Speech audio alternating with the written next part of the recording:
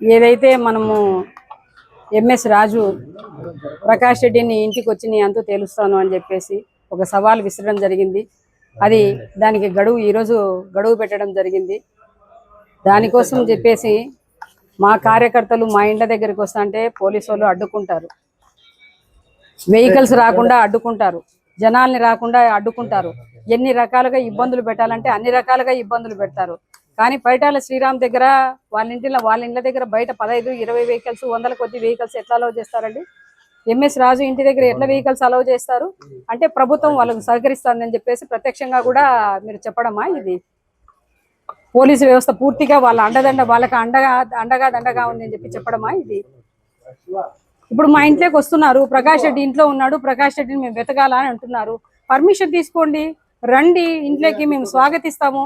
అంతేగాని చెప్పేసి వెనకిండ్ల నుండి ఇష్టానుసారము గోడలు దూకి లోపలికి వచ్చి ఉమెన్ ఇంట్లో ఉంటే కూడా మీరు ఇష్టానుసారం మగవాళ్ళు ఎట్లొస్తారండి? పోలీస్ అధికారులు మీకు తెలియదా? మీరు ఇంట్లో లేడీస్ ఉంటారు, వాళ్ళు వచ్చేటప్పుడు కనీసం ఉమెన్ ను తీసుకురావాలి, ఉమెన్ కానిస్టేబుల్స్ తీసుకురావాలని మినిమం కామన్ సెన్స్ లేదా అండి మీకు? నేను వచ్చి గొడవ చేస్తే పైకి వచ్చి మీరు ఎట్లొస్తారండి, లోపలికి వస్తారని చెప్పి అడిగితే అప్పుడు మీరు ఉమెన్ ను పిలిపిస్తారా? అంటే మీరు ఉమెన్ లేకుండానే ప్రకాష్ రెడ్డి ఇంటికంటే మీరు డైరెక్ట్ గా రావాలని చెప్పేసి మీ నిర్ణయం. అంటే అంత సహకరిస్తున్నారా మీరు? ఈ ప్రభుత్వాలు ఇట్లే ఉంటాయనుకుంటున్నారా? సవాలు విసిరింది ఎవరు? మేము సవాలు విసిరామా? గౌరవంగా మాట్లాడినాడు ప్రకాష్ రెడ్డి గారు ప్రెస్ ముందర. బాబు తమ్ముడు అని మాట్లాడితే నువ్వు నా కొడక అని మాట్లాడి ఈరోజు ఇంతమంది మార్బలాన్ని ఎందుకు దుర్వినియోగం చేస్తున్నావు? నేను నోటి దులతో కదా, నువ్వు భస్మాసురుడివి రాజు చెప్తున్నా, భస్మాసురుడివి నువ్వు. ఏ నోటితో అయితే పైకి వచ్చినావో ఆ నోటితోనే నువ్వు పతనం అయిపోతావు. నీ పతనానికి నాంది నువ్వు ప్రకాష్ రెడ్డి గురించి మాట్లాడడం. ఎట్లా మాట్లాడతావయ్యా నువ్వు? నోటికి ఎంత మాట వస్తే అంత మాట మాట్లాడతావా? ఎవరు నిన్ను మాట్లాడే వాళ్ళు లేరు, అడ్డుకునే వాళ్ళు లేరని నిన్ను ఎందుకు మాట్లాడిస్తున్నారు అని చెప్పేది కూడా నువ్వు ఆలోచన చేయాలి కదా. ఏం మాట్లాడినాడు నిన్ను? దానికోసం చెప్పి పోలీసులు ఇంతమంది పోలీసు వ్యవస్థను దుర్వినియోగం చేస్తున్నాం కేవలం నీ నోటి దూల వల్ల. ఇన్ని రోజుల్లో 2 సంవత్సరాలలో ఏమీ మాట్లాడలేదే మేము? మా 5 సంవత్సరాల ప్రభుత్వంలో కూడా నిన్ను ఏది ఛాలెంజ్లు విసరలేదే, ఏ తెలుగుదేశం నాయకుడికి కూడా విసరలేదే. మీరు ఎందుకు ఇంత దుర్భాషలు మాట్లాడుతున్నారు? అంటే దీన్ని చూస్తే ఏమనిపిస్తుంది అంటే ఇది కులాహంకారం కాదండి, ఖచ్చితంగా ధనాహంకారం. ఏదో నడిమంత్రపు సిరి నరాల మీద పుండు అంటారు చూడండి, అవి మనిషిని ఒక చోట నిలవనివ్వలేదంట. ఆ పరిస్థితికి మీరు దిగజారి మీరు ఛాలెంజ్లు విసినారు. మీ ఛాలెంజ్ మేము తీసుకునే దానికి సిద్ధంగా ఉన్నాము. మా కుటుంబ సభ్యులతో మేము ఉన్నా కూడా పోలీసులు కుటుంబ సభ్యులను కూడా ఇంట్లో ఉండలేనంత ఉత్సాహం చూపిస్తున్నారు. దానికి కూడా పోలీస్ సిబ్బందికి అంతా కూడా నేను అందరికీ మనస్ఫూర్తిగా కృతజ్ఞతలు చెప్పుకుంటున్నాను, పోలీస్ సిబ్బందికి కూడా. ఎందుకంటే ఇంత అవుట్రేట్గా వాళ్ళకు సహకరిస్తున్నందుకు. ప్రభుత్వాలన్నీ మారుతా వస్తుంటాయి. వాళ్ళు మేమంటే 5 సంవత్సరాల ప్రభుత్వం మాది. ఏ ప్రభుత్వం వచ్చినా ఒక 5 సంవత్సరాలు ఉంటారు. 60 సంవత్సరాలు ప్రభుత్వ ఉద్యోగాల్లో కొనసాగాల్సిన వ్యక్తులు మీకు ఒకరితో పనే ఉంది. మీరు చట్టబద్ధంగా వ్యవహరించండి. మీరు చట్టబద్ధంగా ఏమొచ్చినా కూడా మేము సహకరించడానికి సిద్ధం అని చెప్తున్నాం కదా. ప్రతి అడుగడుగునా మేము చట్టానికి మేము సహకరిస్తామని చెప్తున్నాం. మీరు ఎట్లా ఇట్లాంటి కార్యక్రమాలన్నీ చేస్తారు? ఇంటి వెనకల నుండి దూరొస్తారా? గోడలు దూకి పోలీసులు దూరొస్తారా? పట్టపగలు ఒక మాజీ ఎమ్మెల్యే గారి ఇంటికి అడ్డదారిలో మీరు వస్తారా? అడ్డదారిలో వచ్చి సర్చింగ్ అని చెప్తారా? ఏమండి పైకి వస్తారు, ఉమెన్ ఉండారు పైన, మీరు ఎట్లొస్తారు లోపలికి అంటే సర్చింగ్ అని చెప్తారా? ఇదే నా చట్టము? మీకు నేర్పించిన చట్టం ఇదేనా? మేము ఇవన్నీ ఎదుర్కోవడానికి సిద్ధంగా ఉన్నామండి. మమ్మల్ని మాత్రం మా ఇళ్లలో మమ్మల్ని ఉండియండి. ఏ ఛాలెంజ్ అయితే వాళ్ళు విసిరినారో ఆ ఛాలెంజ్కి వాళ్ళని పిలుచుకురండి. వాళ్ళ ఆధారాలతో నిరూపించమన్నారు కదా. ప్రతి ఆధారము ప్రకాష్ రెడ్డి గారు ప్రెస్ మీట్లో ఏ ఆస్తిపాస్తులు అయితే తను కొన్నాడు అని చెప్పి మాట్లాడినాడో ప్రతి ఒక్క ఆస్తికి మేము ఆధారాలు చూపిస్తాం. అతను కూడా అంత గౌరవమైన పదవుల్లో ఉన్నాడండి. దాదాపు సాక్షాత్తు టీటీడీ దేవస్థాన బోర్డు మెంబర్గా ఉండి అంత దిగజారిన మాటలు ఎట్లా మాట్లాడతాడు? నువ్వు నా పదవికి రాజీనామా చేస్తానంటున్నావు. మరి నీ ఆస్తుల గురించి నిరూపిస్తున్నాం కదా, నీ పదవికి రాజీనామా చేస్తావా? మరి నీకు అడ్డగోలుగా పదవులు వచ్చినాయని చెప్పేసి అంత అయాచితంగా నీకు పదవులు వచ్చినాయి కాబట్టి దానికి విలువ లేకుండా మాట్లాడతావా? వెంకటేశ్వర స్వామి సాక్షిగా అంటావా? సాక్ష్యాలు వెంకటేశ్వర స్వామికి మీకు జనాలకు అవసరమేమో, వెంకటేశ్వర స్వామికి సాక్ష్యాలు అవసరం లేదు కదా. ఆయన కూడా చూసుకుంటాడు ఏది మంచిది, ఏమి చెడ్డది, ఏం జరుగుతుంది ఇక్కడ అని చెప్పేసి.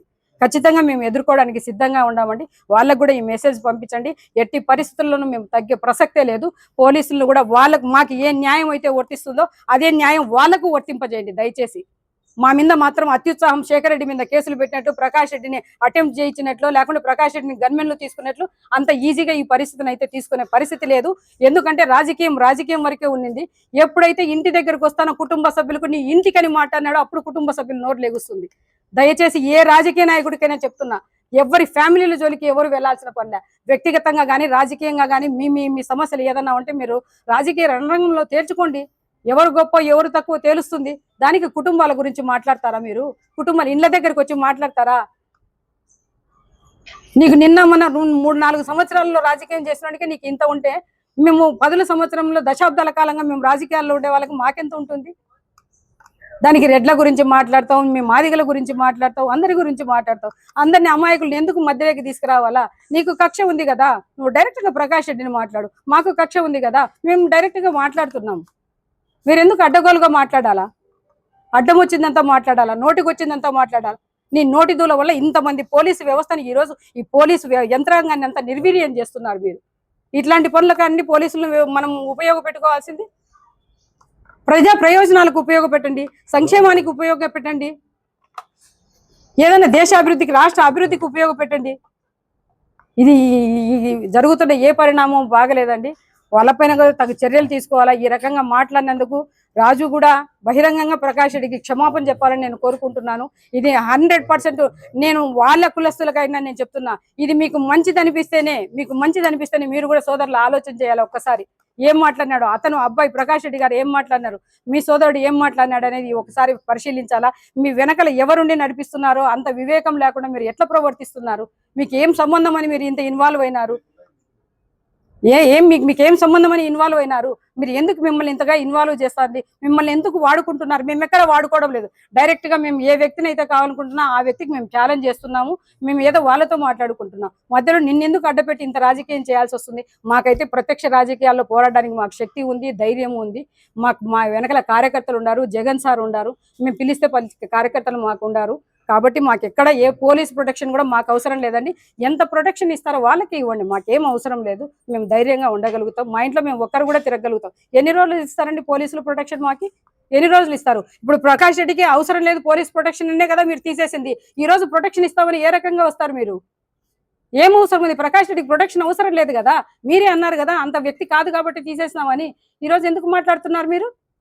మీకు వీడియోలు చూపిస్తాను. ఎంఎస్ రాజు గారింటి దగ్గర ఎంతమంది జనాలు ఉన్నారు, ఎంతమంది గుమిగూడినారు, ఎట్లా చేస్తున్నారు, వాళ్ళకు ఒక న్యాయం ఏంటి, మాకు ఒక న్యాయం ఏంటి? మేమన్నా తీవ్రవాదులమా, ఉగ్రవాదం? ఫోన్ గ్రీన్ కార్పెట్ వేసినారు చూడండి. మీడియా సోదరులు అందరూ చూడాలా. ధర్మం ఏమి ఎక్కడ ఎన్ని పాదాల మీద ధర్మం నడుస్తుందో మీరు అందరూ చూడాలి, గమనించాలి. ఇవన్నీ ఏం జరుగుతున్నాయో ఇవన్నీ సబబేనా అని అడుగుతున్నా. వాళ్ళ ఇంటి ముందర టెంట్లు వేస్తే నా ఇంటి ముందర టెంట్లు వేస్తా, వాళ్ళ ఇంటి ముందర వంట వండితే నా ఇంటి ముందర వంట వండుతా, వాళ్ళ ఇంటి ముందర కారు నిలబెడితే నాకు, వాళ్ళ ఇంటి ముందర 10 కార్లు నిలబెడితే నా ఇంటికాడ 100 కార్లు నిలబెట్టాలా. దీనికి పోలీసు వర్గం అంతా సహకరించాలంటే చెప్తున్నా. ఎవరికైనా అదే ఒకటే న్యాయం. డిఎస్పీ గారు కింద ఉన్నారు, అందరికీ సమన్యాయం అంటున్నారు. డిఎస్పీ గారితో కూడా ఈ విషయం చూపించి చెప్తాను, విజువల్స్ కూడా చూపించేసి డిఎస్పీ గారికి కూడా న్యాయం కోరుతాను. అది న్యాయం అనిపిస్తే కూడా నేను చెప్తాను. చూడండి, ఒక్కసారి చూడండి దయచేసి, ఒక్కసారి ఎంత గ్రీన్ కార్పెట్ చూడండి. మీడియా సోదరులందరూ ఈ విషయాన్ని గమనించాలి. చూడండి, గ్రీన్ కార్పెట్ చూడండి, అంటే అధికారం ఎంత బలంగా పనిచేస్తుంది అని చెప్పడానికి ఇది ఒక నిదర్శనం అండి. గ్రీన్ కార్డు పెట్టడం. Thank you.